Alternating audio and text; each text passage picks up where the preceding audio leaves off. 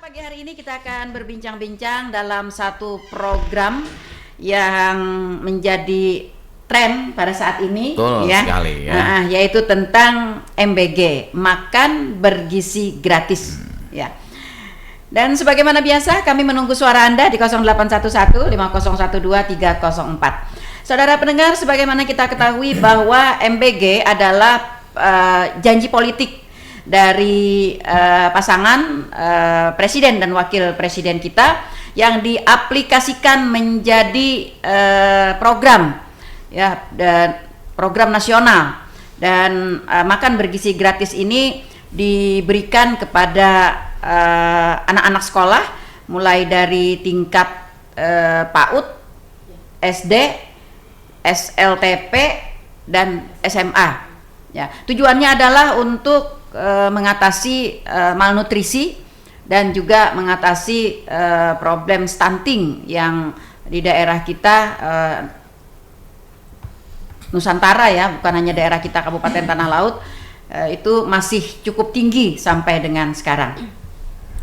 Baik, kita ingin penjelasan dulu nih, mungkin uraian secara umum. Sebenarnya kebijakan dan teknis pelaksanaan dari makanan bergizi gratis ini seperti apa petunjuknya dari pusat, kemudian seperti apa pelaksanaannya di daerah kita, khususnya di Kabupaten Tanah Laut, karena tidak menutup kemungkinan ada banyak isu ya terhadap makan bergizi gratis ini ya, sehingga ini perlu dijelaskan, perlu mendapat pencerahan ya masyarakat kita, khususnya para pendengar setia Tutung Padang FM. Siapa yang bisa menjelaskan? Oke, silahkan. Iya. Berkenaan dengan program MBG ini, kami dari BGN dalam saat ini sudah melaksanakan untuk di Kabupaten Tanah Laut kita punya 9 unit dan juga saat ini udah 7 unit beroperasional.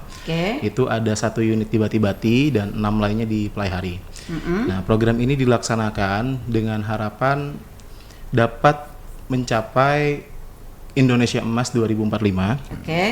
Dan semua itu dilaksanakan dengan sesuai dengan SOP kami, di mana di SOPG tersebut dilaksanakan kontrol yang ketat dalam produksi maupun nilai gizi yang diberikan di sana. Itu dikendalikan dengan, maksudnya dimonitoring oleh 3 orang di SPPG tersebut. Ada kepala SPPG-nya, kemudian ada akuntan dan juga ada ahli gizi. Nah, ahli gizi ini adalah perannya cukup vital di sini. Selain dia mengatur menu untuk kebutuhan, baik itu dari TK, PAUD sampai dengan tingkat SMA. Di sana dia juga mengatur menu. Jadi kami selalu mengevaluasi menu apa yang kiranya siswa-siswa atau penerima manfaat ini sukai dan juga mungkin kurang sukai, sehingga kami akan selalu melakukan evaluasi. Maksudnya misalnya hari ini kita menunya adalah ayam bistik misalnya. Nah, kan masing-masing sekolah juga berbeda minat-minat anak-anak ini. Ada anggap aja misalnya di sekolah A, wah di sekolah A ini ternyata dia lebih sukanya ayam Kentucky nih. Ketika dia dikasih ayam kecap, ternyata kembali banyak. Oh, artinya kita evaluasi. Oh, ternyata dari sekolah-sekolah yang dilayani oleh SPPG tersebut kurang menyukai menu tersebut. Akhirnya kami akan evaluasi, kami gantikan dengan menu lainnya. Seperti itu, Bu. Nah, apakah hierarki dari pelaksanaan ini dari Dinas Kesehatan ya? Proyek ini kan turunnya di Dinas Kesehatan begitu ya. Dari Dinas Kesehatan kemudian ke SPPG, kemudian ada rasanya ke dapur ya, apa pengelola dapur atau apa sih namanya, yang lainnya, komponen-komponennya begitu? Iya, jadi kalau dari BGN itu sebenarnya awalnya adalah untuk menjadi mitra daripada SPPG, itu dilakukan pendaftaran. Nah, secara umum itu dibuka secara umum, udah dibuka dari, seingat saya Desember waktu itu, Desember atau Oktober, dibuka secara umum dan memang masyarakat secara luas antusias dan mendaftarkan diri, sehingga saat ini kita sudah mendapatkan beberapa unit ini. Nah, kemudian setelah unit-unit tersebut terverifikasi oleh BGN, kan kami pendaftarnya secara portal nasional, didaftarkan, kemudian akan ada tim survei dari kami yang menyesuaikan dengan apa yang udah kami pelajari mengenai kitchen flow-nya gimana, produksinya bagaimana, apakah semua alat penunjang sudah disediakan. Di sana kami checklist, kemudian kami laporkan kondisinya ke pusat, dan pusat memberikan keputusan apakah hal tersebut sudah layak atau belum. Artinya Badan Gizi Nasional satu kabupaten tuh ada satu ya? Apanya itu? Satu kabupaten itu ada satu badan gizi nasionalnya, begitu? Sejauh ini kami memang diturunnya berdasarkan skep kami, Bu.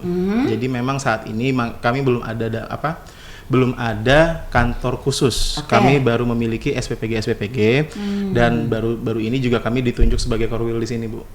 Nah, sebelumnya saya penempatannya itu di Jateng, kemudian dapat amanah lah dari BGN untuk itu, makanya saya kembali lagi ke sini. Nah, lalu SPPG ini berarti apakah satu kabupaten berapa SPPG?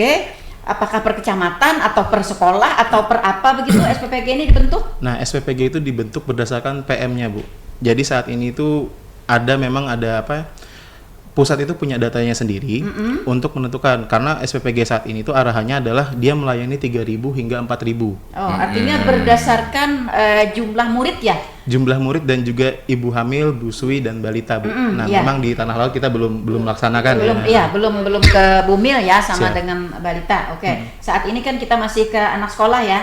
Anak sekolah. Artinya patokannya SPPG ini itu berarti jumlah anak sekolah.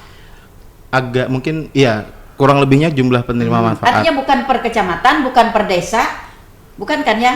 Artinya nih, maksud saya, apakah misalnya di 3 desa satu ada SPPG-nya, atau misalnya satu kecamatan satu SPPG-nya? Iya, jadi gini, Bu, sebenarnya kan data itu memang sudah ada. Cuma dengan disparitas kita, di mana kita terpencar gitu ya. Seperti misalnya di desa Salaman itu kan lumayan, Bu. Nah, itu tidak akan menjadi sangat menantang ketika kita mengantarnya dari pusatnya. Sehingga belakangan ini kami juga sudah mulai membahas mengenai wilayah-wilayah 3T, Bu. Karena data tersebut kan adalah data secara global, bukan data yang misalnya di Salaman ada nih. Nah, kalau ada di Salaman, makanya kami sempat membahas juga, ini masih dalam tahap pembahasan sih, Bu. Akan ada nanti SPPG tambahan untuk melayani yang posisinya lebih jauh, sehingga nanti mungkin akan bertambah lagi. Ya, itu tadi yang ingin saya rinci. Karena SPPG ini nanti kan akan berperan sekali nih terhadap pelaksanaan dari makan bergizi gratis ini ya. Kalau misalnya SPPG ini dibentuk berdasarkan kecamatan, kan kita tidak tahu nih kecamatan ini kan bisa lebih banyak sekolahnya atau lebih sedikit. Nah, tapi SPPG-nya tetap satu kan akan sangat menyulitkan begitu. Belum lagi masalah tadi seperti Mas Alip sampaikan ya, kondisi geografis sulit dijangkau aksesnya begitu ya. Kemudian juga SDM di daerah itu yang bisa mengelola ini mungkin agak terbatas ya, sehingga seperti itu. Baik. Nah, untuk Kabupaten Tanah Laut, Mas Alip, SPPG-nya ini ada berapa banyak sudah yang terbentuk saat ini? Saat ini yang sudah mendapatkan skep itu ada 9 unit, Bu. 9 unit? Bisa dirincikan, Mas Alip, terbaginya di mana saja? Kita ada di Bati-Bati ada 1. Di Jorong belum operasional itu ada 2. Itu kemudian di Pelaihari itu ada 6. Oh begitu. Lalu untuk kecamatan lain bagaimana? Kecamatan lain saat ini lagi proses pembangunan sih, Bu, beberapa memang.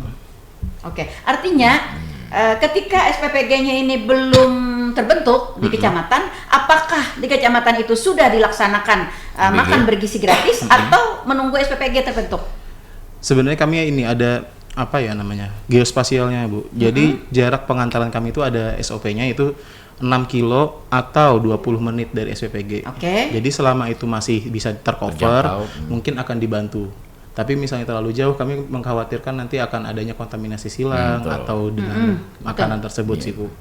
Memang ada beberapa sudah yang mencoba mengambil ke kecamatan lain dalam rangka kan memang sekolahan juga pingin gitu ya, Pak. Jadi menghubungi ke kepalanya, minta tolong Bapak apakah bisa. Jadi saat ini masih kami perbantukan dulu yang dekat di sana. Tapi mungkin nanti akan ada sistem zonasi lagi yang khusus memang di kecamatan tersebut untuk memudahkan semuanya sih, Bu, arahannya. SPPG ini diambilnya dari mana, Mas Alip? Maksudnya diambil dari mana? Apakah dari petugas dinas kesehatan atau dari kader-kader kesehatan atau rekrut secara umum ya? Jadi kalau di SPPG itu, Bu, di SPPG itu memang ketika dia sudah porsinya sudah tinggi, itu kan dia sekitar maksimal 50 orang. 50 orang itu terdiri atas 3 orang dari BGN, yaitu akuntan, ahli gizi dan juga kepalanya. Kemudian ada 47 relawan. 47 relawan ini diambil dari masyarakat sekitar dengan tugasnya masing-masing. Ada yang tugasnya memasak, ada yang tugasnya ke pasar mencari uang. Oh enggak Bu. Enggak kan? Iya, soalnya kami nggak boleh untuk pembelanjaan, kami memang harus Di dropping ya? Iya, di dropping dan itu pembayarannya via ini. Jadi semua operasional daripada SPPG itu ke tracking semua sih Bu. Oke, seperti itulah. Jadi artinya di unit SPPG ini gambarannya itu spesial untuk mengolah makanan kan? Pengolahan ya? Iya, untuk pengolahan dan distribusi. Oh, distribusi, oke. Baik. Nah, lalu pelaksanaannya, Mas Alip, selama ini yang di unit-unit yang sudah ada nih ya, di unit-unit yang sudah ada, bati-bati, berarti yang sudah operasional bati-bati dengan pelihari ya? Iya, bati-bati dengan pelihari saat ini. Oke. Bisa dijelaskan kecamatan lain yang tidak ada SPPG-nya, apakah memang tertunda pelaksanaan makan bergizi gratisnya atau dilaksanakan dengan pola yang lain?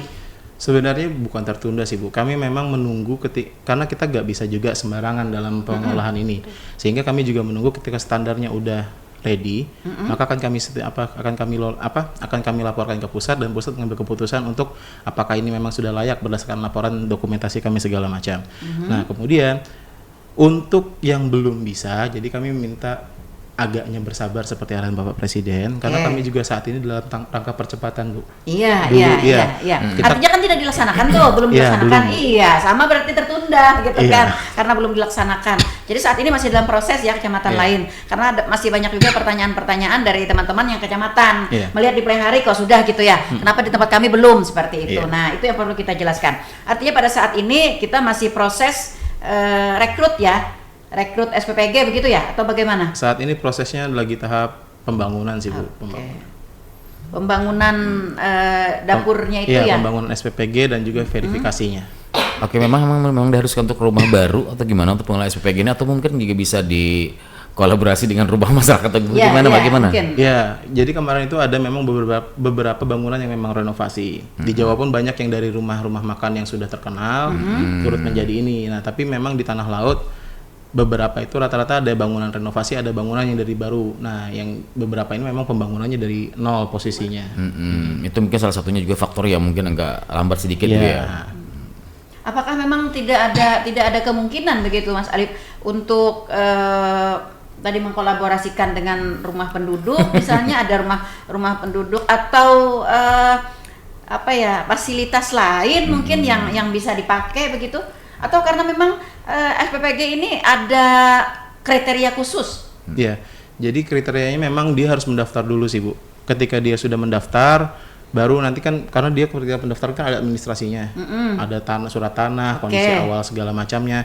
Nah kemudian dia juga harus menyesuaikan ini adalah bagaimana kitchen flow tadi seperti yang saya jelaskan. Dia alur masuk dan alur keluar tuh harus berbeda. Kemudian IPAL-nya juga untuk lingkungan. Nah itu sih Bu biasanya yang terkendala mengapa SPPG ini terkesannya agak kurang gercep lah, karena memang itu belum terpenuhi. Jadi melalui pendaftaran ya, pendaftaran. Jadi bukan penunjukan Bu ya? Bukan, dia mendaftar dulu berarti ya, mendaftar dulu lalu dilakukan evaluasi ya oleh petugas. Gitu. Jadi dia mendaftar, pertama kan dia masuknya verifikasi berkas. Ketika dia sudah melalui verifikasi berkas, maka dia akan masuk namanya tahap persiapan. Tahap persiapan itu dia mulai membangun SPPG tersebut atau mulai menyiapkan SPPG tersebut sesuai dengan juknis kami. Ketika semua sudah dilaporkan oleh pihak mitra ini, baru kami akan diarahkan untuk melakukan survei.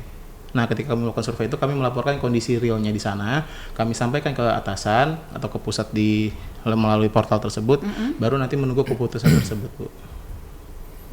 Iya. Karena ini banyak juga nih Mas Ali pertanyaan dari teman-teman begitu yang mungkin ingin berpartisipasi begitu ya, menawarkan jasa untuk dapat bergabung di SPPG begitu ya.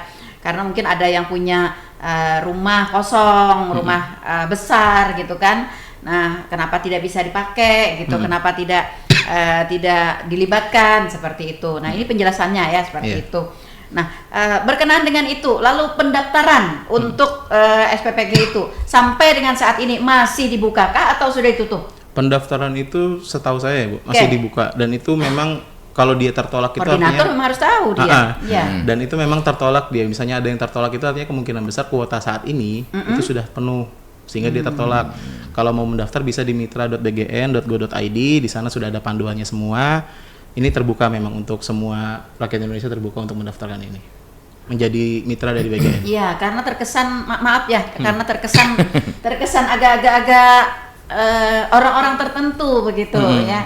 Nah, seperti itu makanya masyarakat kita juga pengen tahu penjelasannya itu seperti apa begitu. Apakah masyarakat kita bisa berpartisipasi atau bagaimana, prosedurnya seperti apa, teknisnya seperti apa, persyaratannya seperti apa. Betul. Atau menyesuaikan dengan tempat yang dibangun di SPPG begitu ya, untuk menjadi atau SDM mungkin nanti. ini misalnya ini ada tempat yang dimiliki oleh masyarakat, mereka mendaftarkan, koordinator SPPG melakukan evaluasi, apa yang kurang mungkin itu aja yang ditambah, mungkin dibangun kayak IPAL-nya gitu, terus yang distribusi masuk dan keluarnya ya seperti itu mungkin. Apa itu memungkinkan Mas Alif atau bagaimana? Sebenarnya semuanya memungkinkan Bu, cuma memang dari kami itu harus melalui itu dulu, melalui proses tersebut. Karena ketika tidak melalui proses tersebut dan tidak tertracking, akan terlalu banyak SPPG yang di luar ini, sehingga kami nggak akan sangat beberapa yang mendaftar pun sudah tertolak.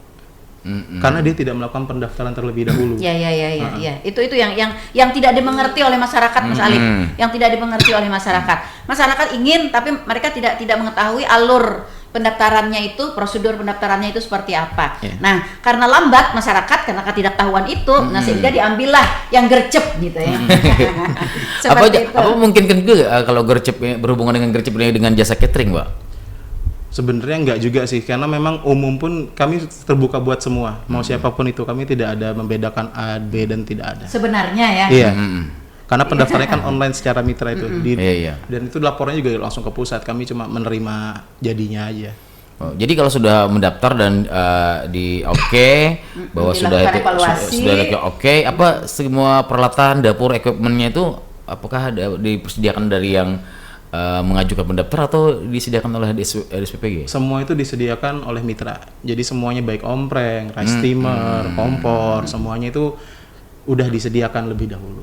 Makanya kami ada survei lapangannya jatuhnya. Artinya mereka hanya menyediakan tempatnya ya? Iya, tempat, peralatan dan juga rekrutmen lawanan. Iya, peralatan juga. Peralatan tadi ya? Oke, bukan di dropping gitu peralatannya dari kabupaten mungkin atau bagaimana? Tidak. Karena kita menjaga juga kan jenis-jenis peralatan yang dipakai kan juga berkaitan juga nih dengan kehigienisan ya. Iya, dengan kehigienisan ya. Kemudian juga dengan terkontaminasi. Nah, seperti misalnya kayak ompreng. Nah, ompreng ini kan ada kualitas-kualitas tertentu kan ya. Nah, siapa tahu nanti timbul ompreng yang kualitasnya bisa luntur. Nah, atau misalnya plastik yang tidak tahan panas gitu kan ya, seperti itu. Ini bagaimana dengan peralatan-peralatan seperti ini? Nah, sekarang dari dulu sih sebenarnya Bu, memang ada kewajiban untuk melengkapi tersebut. Makanya kami ada survei lapangan. Ketika peralatan tersebut tidak sesuai dengan teknis kami akan menyampaikan ke mereka. Kemudian kami sampaikan juga di laporan yang kami laporkan ke pusat. Seperti itu Bu. Jadi misalnya omprengnya ternyata tidak 304 nih, SUS 304 kan kita minimal.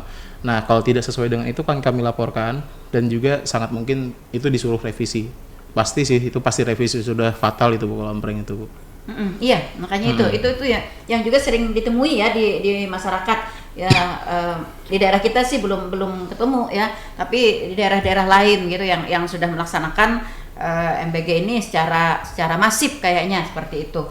Nah, ada banyak temuan-temuan tuh mengenai di peralatan ya. Oke, baik, saya ke Mbak Laili ya, teknis kebijakan. Nah, selama ini kebijakan yang diterapkan oleh pusat, kemudian kita terapkan di Kabupaten Tanah Laut, ini bagaimana kelancaran dari penerapan kebijakan itu sendiri? Karena kan kondisi wilayah beda-beda, kondisi masyarakat beda-beda, begitu kan?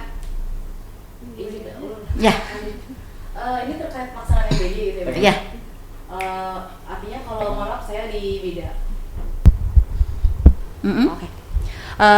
Saya di bidang kesehatan masyarakat Bu, khususnya memang saya megang di bagian gizi. Jadi untuk pelaksanaan MBG ini sendiri, kami di seksi Kesga dan Gizi ini terkait data 3B tadi. Hanya terkait 3B. Jadi Kalau misalnya untuk pelaksanaan MBG yang ke sekolah itu sebenarnya di Disdik kami menyiapkan data sasaran saja untuk bumil, balita dan ibu menyusui, dan itu 10% dari kapasitas dapur. Begitu ya Mas Talib ya? Arahan dulu. Jadi berubah sekarang arahannya. Kita masih tunggu dengar sih, kayaknya akan ada evaluasi. Jadi kami hanya persiapan data Bu untuk di bagian khususnya di bagian seksi gizi di bidang kesehatan masyarakat. Kami menyiapkan data yang mungkin nanti diperlukan oleh SPPG untuk pelaksanaan ke depannya. Oke, meliputi apa aja data tersebut? Kan data artinya kan secara keseluruhan nih yang harus dipenuhi sehingga juga pelaksanaannya di lapangan tidak terkendala begitu. Kami menyiapkan data balita. Jadi misalnya kayak balita ini maksudnya jumlah orangnya kah? Atau Ibu. jumlah sekolahnya kah? Atau jumlah kelompok bermainnya kah? Atau bagaimana? Balita itu berarti bukan kelompok bermain PAUD. Jadi balita itu dari 1 sampai 4 yang dikasih makan, tapi di wilayah yang di dekat dapurnya, sekitaran dapurnya. Jadi 10% aja Bu, dari 10% dari misalnya dapur itu 3,5, berarti 350 begitu ya Mas ya? Iya, 350 itu sudah include Ibu, di situ sudah ada balita, jadi tidak semua balita, ibu menyusui dan ring 1 berarti. Iya seperti itu. Jadi walaupun kita punya balita untuk di Tanah Laut tuh ada 27.000. Iya betul, banyak, itu tadi yang saya maksudkan. Banyak Ibu, cuman kan tergantung karena SPPG. kebijakannya memang seperti itu ya? Dari SPPG-nya hanya 10% dari sasaran yang akan dilayani mereka di pembuatan porsi. Kan porsi terbatas Bu, untuk setiap dapur maksimal 4.000 ya Mas? Iya, saat ini maksimal 4.000. Jadi 400 orang mungkin kalau misalnya itu fix 400 orang, tapi kita belum sampai sana. Jadi kami hanya persiapan data. Nah, iya, ini yang juga jadi pertanyaan ya. Karena kok balita itu dapat gitu kan ya. Nah, kok balita saya enggak gitu kan ya. Nah, ini juga perlu dijelaskan kepada masyarakat agar masyarakat tidak menimbulkan keresahan seperti kayak ada istilah kasarnya tuh kayak ada pilih kasih gitu ya. Padahal memang ketentuannya petunjuk teknisnya seperti itu begitu. Iya, Ibu, benar. Oke, artinya 10% tadi ya? 10% dari untuk di wilayah dapur itu. Jadi misalnya di wilayah dapur ini ya 10% di sekitaran karena ada jarak pengantaran. Oh iya. Jarak pengantaran itu yang mempengaruhi. Iya, artinya 10% yang ditentukan oleh jarak ya. Jarak dari dapur. Iya. Begitu untuk balita. Oke, seperti itu. Oke, lalu untuk kebijakan yang lain mengenai jumlah dari SPPG atau jumlah dari dapur pemasak ini apakah juga memang mutlak dilaksanakan seperti petunjuk teknis yang ada dari pusat atau kita punya kebijakan lain lagi? Izin Bu, untuk penentuan dapur ini ya, karena bagian ini sebentar Bu ya. Jadi bagian ini dia punya badan tersendiri ya Mas ya. Badan sendiri, jadi berbeda dengan Dinas Kesehatan. Jadi penentuan dapur itu dari BGN ya Mas ya. Penentuan 34 dapur yang rencananya akan dibangun di kabupaten. BGN ini kan artinya kan penaungnya kan Dinas Kesehatan. Izin Ibu, dia berdiri sendiri Ibu. Betul. Tapi kan pengampunya kan Dinas Kesehatan. Artinya dia tidak langsung berdiri terlepas dari SKPD pemerintah begitu kan? Mungkin Mas Alif inggih. Jadi badan gizi ini sebenarnya berdiri sendiri sih Bu jatuhnya, karena kan badan gizi seperti badan BPS, badan pusat statistik, badan ini memang kita semua itu jatuhnya nanti sinergi Bu. Makanya ada satgas, pembentukan satgas tersebut untuk monitoring tersebut. Masih ini ya, mungkin para pendengar ya yang masih punya unek-unek pengen tanya ya silahkan bergabung bersama kami ya di 0811-5012-304 karena kemarin juga banyak sekali pertanyaan-pertanyaan khususnya tentang dapur ini, kemudian juga tentang evaluasi makanan yang diberikan ya seperti itu. Oke. Artinya ada Badan Gizi Nasional. Badan Gizi Nasional ini untuk Kabupaten Tanah Laut ada berapa badan? Ada berapa buah? Berapa buah maksudnya Bu? Ada berapa unit? 9 tadi Bu. 9 itu kan SPPG-nya. Iya. Oke. Badannya kan beda lagi nih. Badannya kami masih terpusat di Jakarta Bu. Saat ini baru pembentukan KPP. Apakah tidak ada cabangnya di kabupaten kota? Tidak ada? Belum ada Bu. Adanya bentuknya satgas dan penunjukan saya sebagai koordinator wilayah saat ini. Kalau untuk KPPG-nya kami juga kayaknya akan baru pembangunan di Balikpapan kalau nggak salah. Pokoknya salah satu di kota Kalimantan lah, bukan di Kalimantan Selatan jatuhnya sih kita. Oke. Masih berproses Ibu memang. Ya. Karena kan badan baru 1 tahun. Iya, betul. Jadi bagaimana dalam hal pengawasan Abi ya? Nah, itu dia yang tadi saya ingin scroll di situ. Ya, saya pikir tadi dari pusat ada Badan Gizi Nasional secara nasional ya. Lalu pada tingkat provinsi nanti ada Badan Gizi Nasional Provinsi. Lalu di tingkat kabupaten ada Badan Gizi Nasional Kabupaten. Ya. Nah, kalau dia tidak ada itu berarti Dinas Kesehatan yang harus melakukan monitoring ya selaku SKPD yang berkompeten.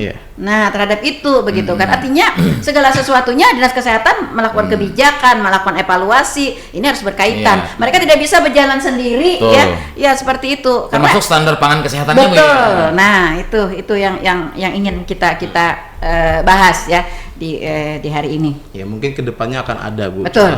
Baru 1 tahun kan. Kami juga laporan tiap hari Bu. Menu itulah kami laporkan tiap hari ke pusat juga sih Bu. Iya. Jadi ke Badan Gizi Nasional Pusat begitu ya. Iya, kami laporkan itu. Oke. Nah, kita ke teknis pelaksanaan ya. Teknis pelaksanaan di unit-unit yang sudah ada SPPG-nya. Ini dimulai kemarin kapan nih Mas Alif? Bulan Maret yang pertama itu singkat. Maret ya. Maret, April. Sebentar saya buka dulu. Maret tuh puasa. Maret ya. Iya, Maret itu awal puasaan kami operasional di Angso 4 seingat saya. 18 Maret. Maret ya? Iya, di Maret. Oke, di Maret gitu. Dan pada unit-unit SPPG ini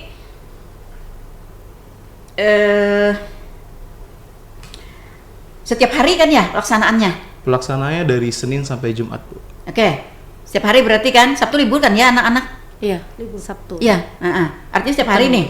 Ada yang full day, jadi kalau full day itu belum ini, Sabtunya nggak kami distribusikan. Kan ada sekolah yang masih ini kan, sampai Sabtu itu masih ada.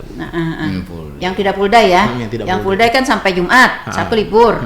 Yang tidak full day berarti Sabtu masih ada, tapi berarti Sabtu tidak termasuk. Tidak kami distribusikan di hari Sabtu. Lalu teknisnya, apakah ini diberikan kepada semua sekolah? Atau sekolah-sekolah tertentu yang mungkin menurut evaluasi dari koordinator dari perpanjangan tangan pusat begitu, ini sekolah yang termasuk mungkin banyak siswanya yang disinyalir atau diperiksa kekurangan gizi atau mungkin berat badan tidak memenuhi atau mungkin ada kriteria lain begitu. Tidak Bu, kami melayani semua sekolah. Tidak ada pembedaan. Jadi setiap hari itu pada unit-unit SPPG yang sudah ada itu dari PAUD, TK, SD, SLTP dan SLTA di wilayah itu begitu. Iya, termasuk yang menjadi kekuasaannya SPPG tadi ya. Yang masuk zonanya. Iya. Ya. Agak seramnya bahasa saya. Apakah ini mohon maaf salah Bu ya? Iya. Apa ini termasuk juga dengan sekolah yang ada mungkin paguyuban anak orang tuanya yang penolakan dalam MBG ini? Apakah itu tidak dimasukkan atau terus aja didistribusikan? Kami biasanya diskusi awal dulu dengan pihak sekolahan, apakah sekolah tersebut menerima, kemudian kami akan ada perbincangan bagaimana teknisnya, kami sampaikan untuk untuk pengantarannya jam sekian, upayakan semuanya sesuai dengan menghindari kontaminasi yang kontaminasi yang mungkin terjadi. Itu sih Mas. Iya. Oke. Lalu untuk pelaksanaan setiap hari tadi ya, setiap hari pada setiap unit SPPG. Ini tadi kan hitungannya satu SPPG itu dihitung tadi jumlah murid ya? Jumlah penerima manfaat. Jumlah penerima manfaat. Itu bahasanya ya, penerima manfaat. Saya murid tadi. Oke, dan jarak dari SPPG begitu ya? Jarak dan waktu, soalnya kan kita juga secara nasional itu ada aja, misalnya jaraknya memang 1 kilo nih, cuma pengantarannya bisa sampai 20 menit. Aksesnya sulit ya. Jadi ada 6 kilo atau 20 menit, 20 atau 30 menit. 20 menit. Ya. Oke. Mbak Laili, kebijakan dari daerah kita begitu, karena kan kita tahu persis kan juga daerah kita ini daerah yang subur begitu ya. Nah, kemudian juga bahan pangan kita juga tersedia cukup banyak di sini, bahan lokal. Nah, bagaimana kebijakan pemerintah kita untuk pengadaan makanan dari makanan bergizi gratis ini, bahan-bahannya maksud saya? Bahan-bahannya ya Bu ya? Yap. Sebenarnya kalau untuk bahan ini di Dinas Kesehatan lingkupnya bukan kami Bu izin. Kalau pangan dinas lain, maksudnya izin kalau saya kalau di gizi lebih perhitungan kayak kebutuhan gizinya saja. Kalau penggunaan pangan lokal saya artinya itu mutlak ditentukan oleh iya, seperti itu ya. Iya. Jadi memang standarnya kita menggunakan bahan pangan lokal ya, Mas ya. Saat ini. Memang petunjuknya seperti itu ya. Iya, petunjuknya saat ini memang menggunakan bahan pangan lokal. Karena ini juga ada kaitannya dengan peningkatan UKM. dari petani ya. petani kita begitu ya. Khawatirnya kita nanti karena ada sudah kelompok tertentu yang spesial untuk penyedia bahan tadi kan ya. Nah, dia akan mengambil bahan dari luar begitu. Oke, artinya memang sudah diatur ya dari koordinator SPPG untuk menggunakan bahan-bahan pangan lokal ya. Iya. Oke, termasuk yang sudah pasti aman ya Bu, soalnya kan pangan lokal ini kan macam-macam. Kalau kita ngambilnya sembarangan, khawatirnya ketika diolah akan ada ketemu apa atau tiba-tiba kok kayaknya nggak cocok, bisa aja kan. Soalnya makanya akan ada sortiran lagi kembali. Nah, distributor yang mana yang kayaknya bisa ada mungkin sertifikatnya, seperti itu sih. Jadi memang harus kan ada sertifikat pangan gitu ya? Ya, untuk beberapa mungkin ada, cuma juga bisa juga kita kan memang beberapa misalnya dari selada juga ngambil dari lokal, lokalan juga. Oke. Karena masih ada juga selentingan nih, Mas Arif, selentingan kayak bahan-bahan lokal kita tidak terlalu signifikan dipakainya begitu, karena lebih kepada bahan-bahan yang dari luar. Karena tadi disampaikan mungkin kualitasnya lebih bagus mungkin, atau karena terkendala harus ada sertifikat tadi seperti itu. Jadi memang pemilihan bahan-bahan ini juga banyak monitoring ya Bu. Nantinya kedepannya juga kami akan mungkin berdampingan dengan dinas-dinas terkait juga sih. Nah iya, itu maksud saya ya, agar juga dinas-dinas kita di sini bisa terlibat begitu kan. Mereka yang tahu nih, pada dinas kesehatan juga mereka yang tahu yang di mana sih misalnya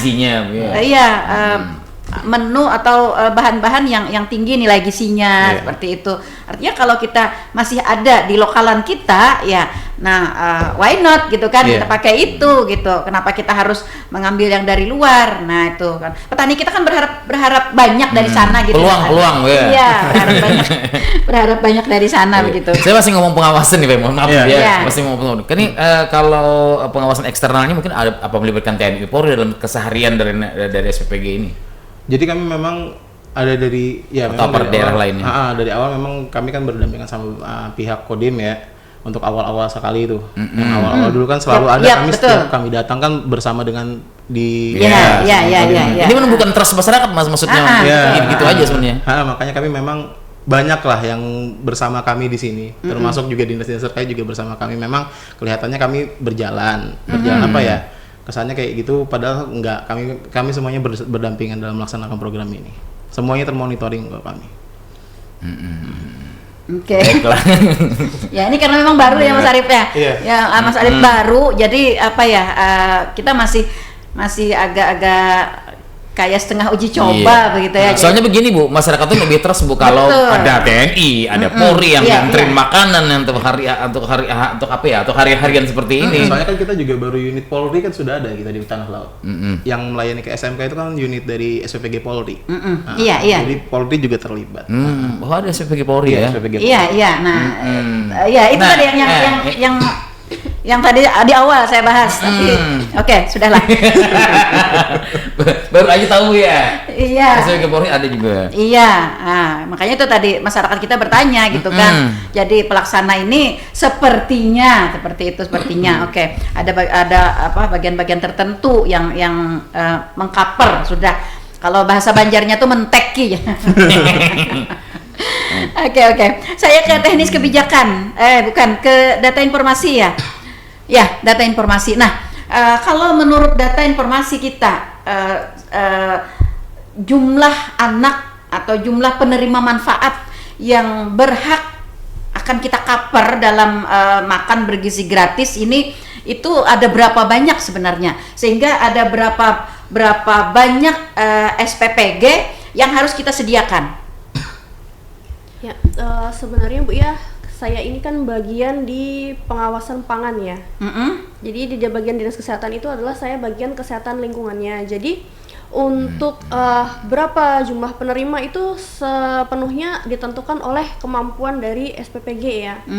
Kemudian sesuai dengan yang sudah disampaikan Pak Alip tadi, sasarannya sudah ditentukan dari pusat. Bahwa sebanyak itulah yang harus dilayani. Hanya saja di sini kami adalah mengawasi terkait apakah SPPG ini berjalan sesuai dengan SOP-nya. Jadi hygiene sanitasi pangannya sesuai apa tidak. Kemudian penjamah pangannya sudah melakukan hygiene sanitasinya apa tidak, seperti itu. Oke. Lalu berdasarkan data selama mulai dari Maret tadi ya, Maret, April, Mei, Juni, Juli, Agustus, September, ini udah Oktober, hampir 8 bulan berjalan ya. Oke. Nah, bagaimana pengawasan di hygiene-nya tadi? Ternyata begitu masih ada ditemukan kendala-kendala di situnya. Saat ini Bu, untuk yang sudah dilakukan pengawasan, tentu kami akan memberikan saran-saran perbaikan yang harus ditindaklanjuti. Nah, termasuk seperti yang di Pak Alip tadi langsung dilaporkan. Nah, itu kan harus ditindaklanjuti, seperti contoh misalnya mereka penjamah ada nih masih yang suka pakai aksesoris misal. Nah, itu kan jangan-jangan nanti di dalam sayur gitu ada hadiah satu buah cincin berlian gitu ya, karena lepas gitu. Iya, betul. Nah, yang seperti itulah yang masih kami pantau, karena penjamah inilah yang akan menjadi food handler langsung penentu kualitas dari pangan yang diberikan, seperti itu. Artinya apakah pelaksanaannya evaluasi hygiene ini sebelum atau sesudah? Evaluasinya. Evaluasi itu terus menerus Bu. Selama itu berjalan secara rutin akan diawasi terus menerus. Lalu ketika ada kasus, ada ditemukannya ikat sayur, ada ditemukannya kemarin yang baru itu ulat ya? Nah ini penjelasannya seperti apa? Nah, artinya kan di situ masih ada kelalaian dari penanganan hygiene sanitasi. Nah, lalu konsekuensi yang diberikan? Kalau kami masih memberikan teguran saran perbaikan, artinya kan menerapkan seorang pegawai penjamah itu untuk hygiene sanitasi sesuai dengan standar lebih ketat lagi berarti. Lebih sulit ya Bu ya, karena itu kan kebiasaan kita dalam memasak sehari-hari di rumah dengan sehari-hari untuk SPPG itu berbeda.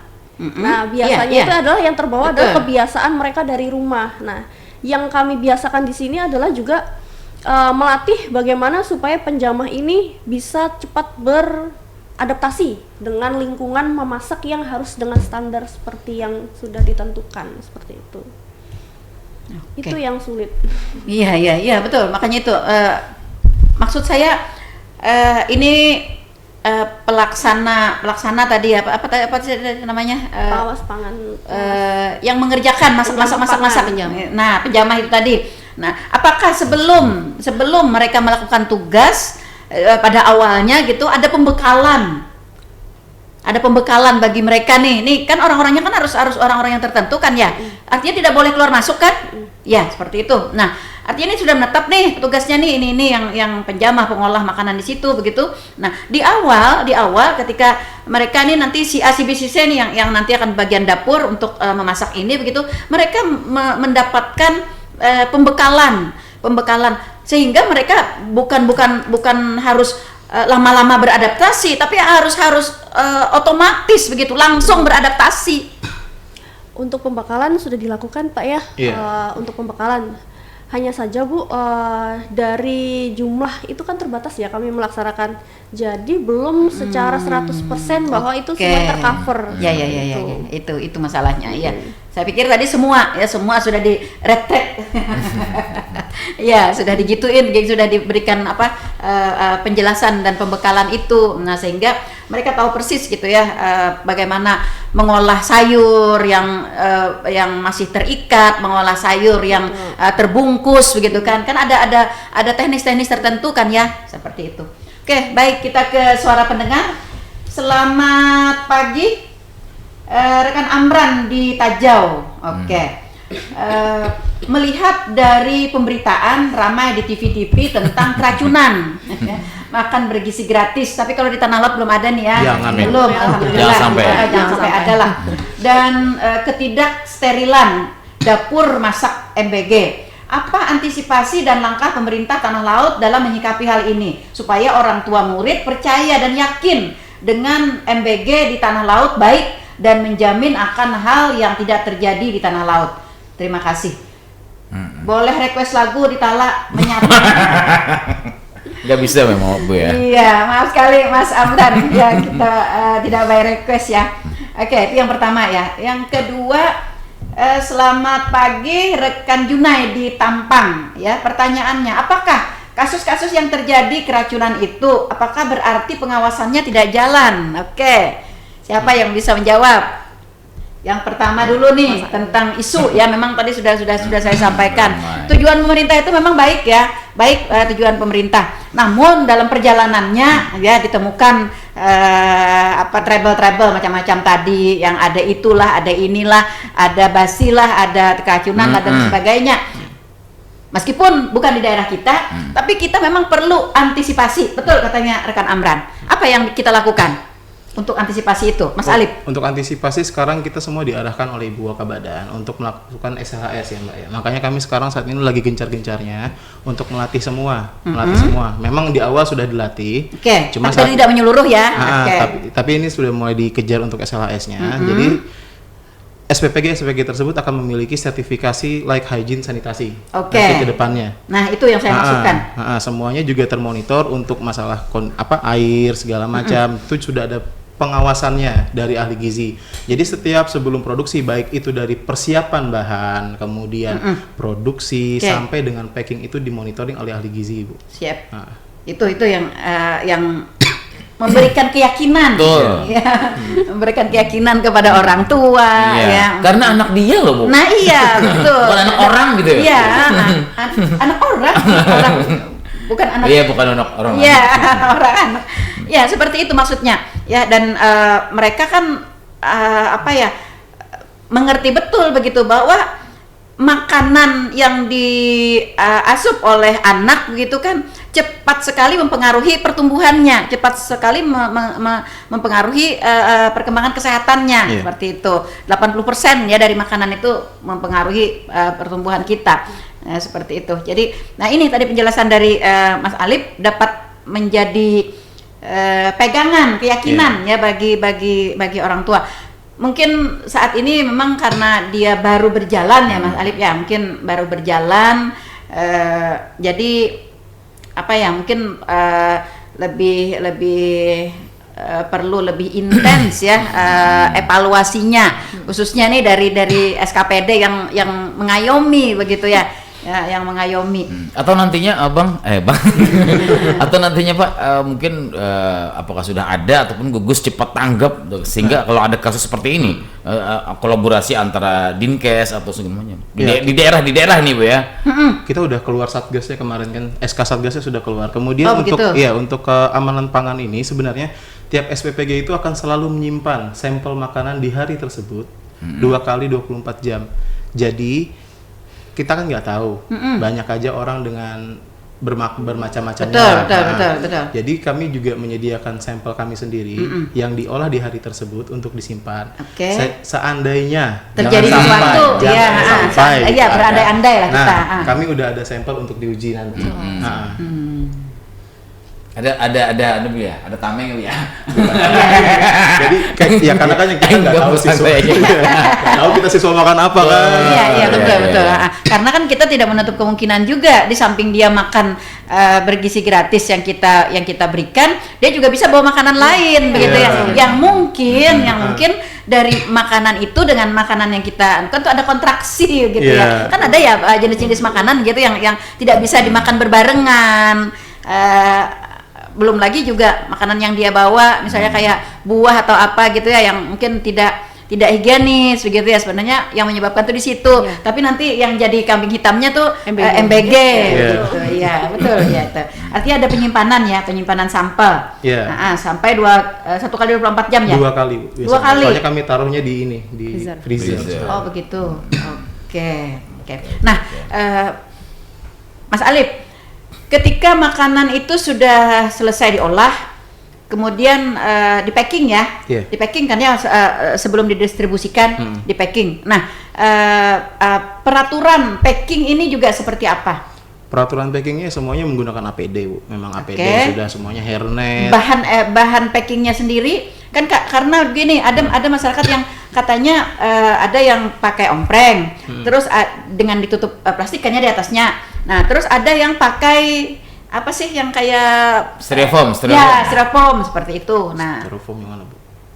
Apa sih namanya ya? Itu ya? Saya enggak, ya pokoknya seperti itulah yang sekarang selain semuanya daripada seng itu ya? Iya, selain daripada ompreng. Sekarang ompreng semua. Ompreng semua ya? Ompreng semua Sebelumnya rasanya belum sebelum ompreng ada ya? Ada kayaknya styrofoam gitu ya? Plastik mika aja. Iya, plastik mika. SPG. Tin wall jatuhnya, Bu. Nah, dulu itu tin wall. Kenapa? Karena memang ada kelangkaan kala itu. Kelangkaan ini yang awal banget itu tuh. Udah di bulan-bulan awal lah, sekarang itu udah wajib ini semua. Kirain bahannya ada berbahaya enggak, jadi tin wall itu kemarin memang arahannya harus diganti.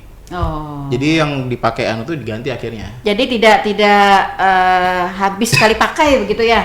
Yang mana, Bu? Yang tin wall? Bukan, kayak ompreng itu. Ompreng tidak, Bu. Dicuci, Bu? Iya, dicuci. Jadi penyuciannya itu pun sudah sesuai ini, Bu. Jadi pertama air panas untuk menghilangkan semuanya, baru air sabun, kemudian dibilas, baru dikeringkan dulu, baru bisa di store di storage lagi dimasukkan disimpan lagi. Ini yang ramai sekali Mas di media sosial. Iya. Tentang pencucian ini yang ramai banget. Karena memang yang video-video itu ya. Iya, makanya inilah fungsi pengawasan, Bu ya. Iya. Ini juga perlu penjelasan dengan masyarakat kita ya. Nah, ini salah satu juga hal yang menjadi keyakinan ya, selain dari tadi pengawasan yang lebih intensif, penyimpanan sampel dan sebagainya begitu ya, pelatihan secara masif kepada menyeluruh pada pelaksana begitu ya. Nah, ini juga harus diberikan juga pencerahan kepada masyarakat ya, karena kayak ada apa ya, pikiran-pikiran tersendiri gitu ya dari masyarakat. Nah, mungkin karena melihat ada video-video dari seperti itu yang beredar gitu kan, sehingga terbentuklah pola pikir mereka. Nah, ini oke. Baik, teknisnya Mas Arif, teknis pembersihan, pencucian dari bahan-bahan atau barang-barang peralatan yang berkenaan dengan MBG ini. Ya, artinya kalau itu pencucian ompreng ya, Bu ya. Yang lagi rame gitu kan. Nah, kalau pencucian ompreng itu sebenarnya awalnya dipisahkan dulu. Jadi sisa-sisa makanan itu dipisahkan. Kemudian baru ompreng-ompreng tersebut dimasukkan ke air panas, Bu. Itu untuk menghilangkan baik itu minyak dan hal-hal yang lainnya ya. Kemudian baru dia dimasukkan ke air sabun. Air sabun itu untuk membilas menyuci semuanya. Kemudian baru dimasukkan ke air pembilasan. Nah, setelah dibilaskan itu baru dikeringkan. Nanti ke depannya arahannya adalah setiap SPPG akan memiliki ovennya sendiri. Ovennya sendiri. Iya, betul. Nah, itu tadi ingin. Tapi masih dalam proses. Karena kan arahannya baru turun juga bertahap. Iya. Jadi saat ini SOP-nya sudah cukup bagus ya. Cuman pengeringan berarti manual. Saat ini manual. Untuk beberapa SPPG yang sudah ada, mereka menggunakan itu. Yang SPPG belumnya sudah diarahkan untuk memesan alat tersebut. Oke. Mas Juni tampang mungkin termasuk juga ada jawabannya tadi, Bu ya? Sekalian tadi ya? Ya. Terjawab juga. Terjawab juga ya. Tentang pengawasan nih, Bu. Pengawasan tadi ya. Ya. Jadi untuk saya ingin ulangi ya, ini untuk meyakinkan kepada masyarakat kita ya. Antisipasi tadi yang pertama melakukan pelatihan secara menyeluruh ya. Iya, pada penjamah makanan. Akan melakukan pelatihan secara menyeluruh. Kalau tadi katanya Mbaknya sudah dilakukan pelatihan, cuma tidak secara menyeluruh. Nah, lalu kedepannya akan dilakukan secara menyeluruh sehingga masing-masing mereka punya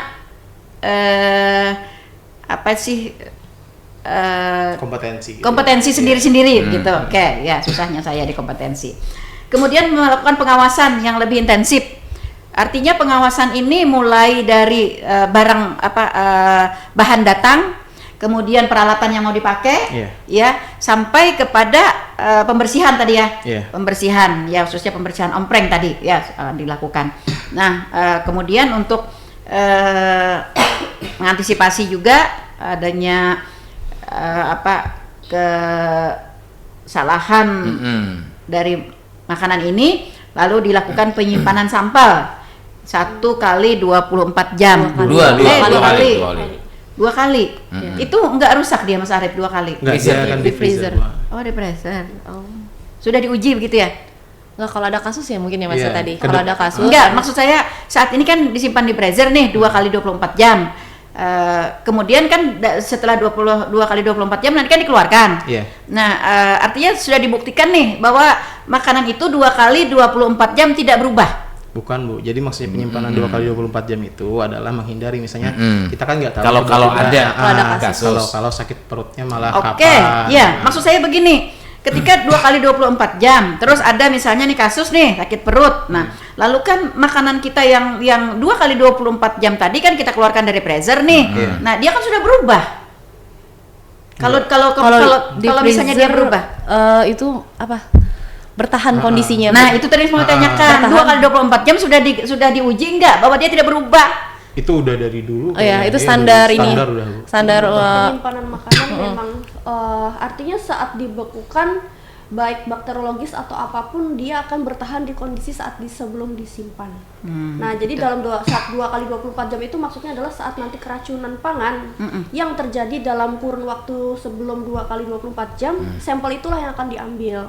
Otomatis kalau yang terjadi setelahnya itu adalah sampel berikutnya. Kan seperti itu jadinya. Untuk menggambarkan bahwa benar tidak food handler atau hygiene sanitasi tadi terlaksana apa tidak. Ya, karena keracunan pangan kan banyak faktor ya. Betul. Jadi diperlukan memang penyimpanan sampel itu untuk diagnosa tadi. Oke. Baik. Kita ke kasus.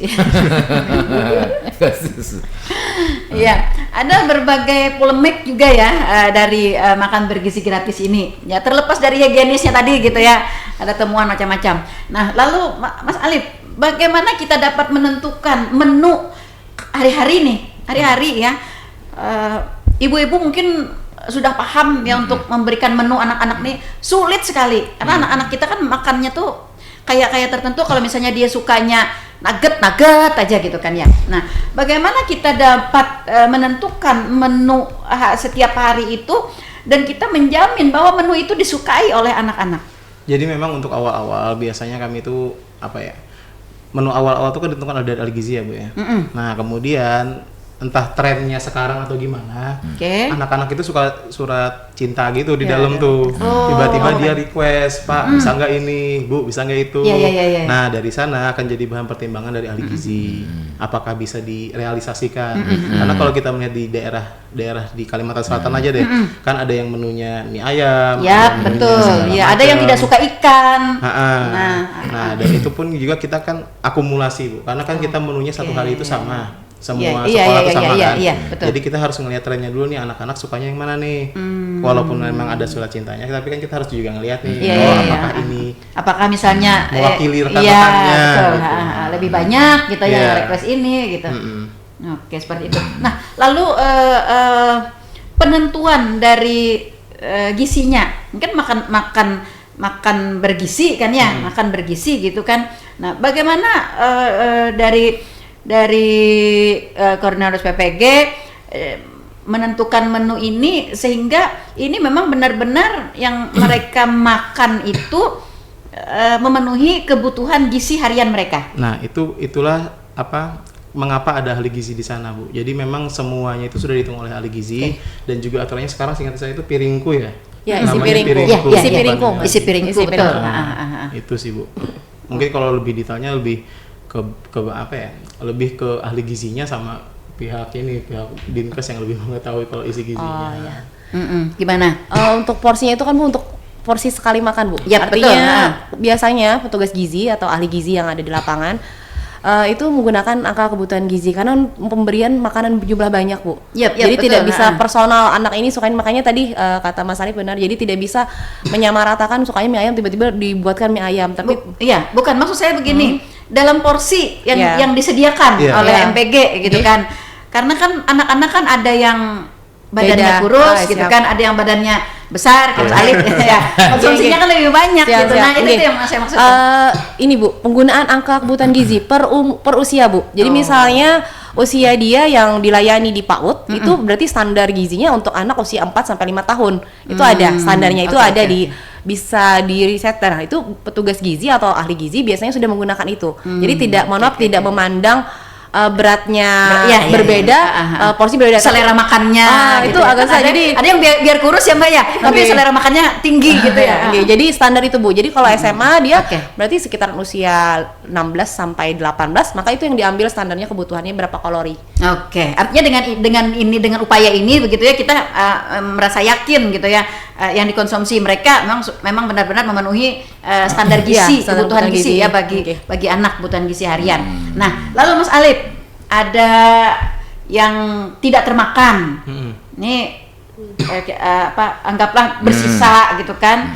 Nah, ini artinya ketika disajikan misalnya nasi 1 piring, sayur 1 mangkok dalam ukurannya begitu ya, tetapi tidak dimakan secara keseluruhan. Nah, ini apa upaya kita untuk memenuhi gizi? Artinya kan pemenuhan gizinya kan tidak sepenuhnya termasuk gitu kan? Iya. Jadi memang ya tadi seperti saya ceritakan Bu, ketika pencucian ompreng kan itu ompreng-ompreng kembali.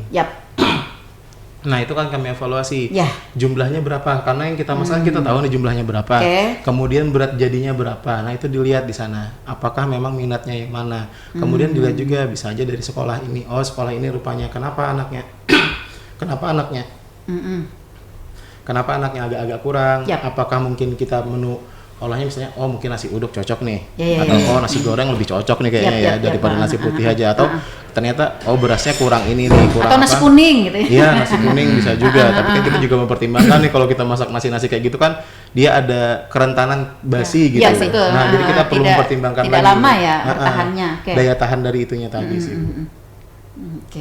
Baik. Lalu apakah di dalam makan bergizi gratis ini namanya makan ya, minumnya ada 4 sehat 5 sempurna kan, ada minum susunya kan begitu. Bagaimana? Isi piringku sudah, kita sekarang konsepnya isi piringku Bu. Kalau dulu mungkin izin 4 sehat 5 sempurna, penyempurnanya adalah susu. Sekarang kita sudah beralih ke konsep isi piringku. Jadi tidak mesti harus ada susu, tidak mesti harus ada susu. Malah kita minimal minum 8 gelas sehari gitu. Jadi susu ini sebenarnya sekarang kita mulai trennya kita ubah, susu itu bisa diganti dengan ikan atau apa yang seperti itu. Jadi kalau dulu mungkin kita mengenalnya makanya masih banyak yang mencari gitu kan ya, makanannya bergizi gitu, tapi 4 sehat 5 sempurnanya susunya nggak ada gitu. Nah, itu artinya penjelasan seperti itu ya. Si piring kita sarang Iya. Oke, baik. Masih ada? Belum, nggak ada Bu. Baik. Aman. Rencananya Mas Alif selaku koordinator, rencananya di kecamatan-kecamatan lain yang masih belum terbentuk unit-unit SPPG-nya itu ada target waktu nggak, paling lama nanti batasnya itu akan ada atau bagaimana? Atau bahasa Banjarnya apabila gitu lah, belarut. Apabila gitu lah. Nah, jadi memang kayak gini Bu, kami sempat juga dipanggil di Jakarta sebelumnya mengenai percepatan ini kan, Bapak Presiden juga berharapnya segera, karena beliau juga banyak permintaan, Pak kapan di kami. Jadi kami saat ini memang tahap pengejaran sih Bu, memang di Kalsel pun saat ini juga mengejar, tidak di Tanah Laut saja. Tanah Laut ini kan kita itu dapur baru itu September itu banyak banget ya Mbak ya. Awal itu kita Maret tuh cuma punya 1. Di September langsung beberapa itu muncul, di Pelai Hari bertambah 5, di Bati-Bati tambah 1, di bulan yang sama Bu. Jadi awal itu kita di tanggal muda ya Bu, tanggal muda itu 1 sampai 10 itu ada sekitar 2, itu yang Karang Taruna sama itu di mana? Bati-Bati. Kemudian disusul minggu berikutnya itu di Telaga. di Telaga. Kemudian disusul lagi di tanggal akhir bulan kemarin itu 2 unit lagi Bu, unit Angsau itu 2 di Almanar 1 sama di punya Polri itu 1. Memang saat ini percepatan Bu. Kalau kita lihat dari Maret itu sebenarnya memang jauh kan Bu, Maret, April. Iya, makanya itu. Nah, saat ini lagi mengejar memang kami Bu. Oke. Artinya yang di kecamatan lain yang belum dilakukan MBG ini insya Allah dalam waktu segera ya. Iya, insya Allah. Dalam waktu segera akan berjalan gitu ya, akan berjalan. Jadi informasinya saat ini sedang dalam proses. Iya, ya?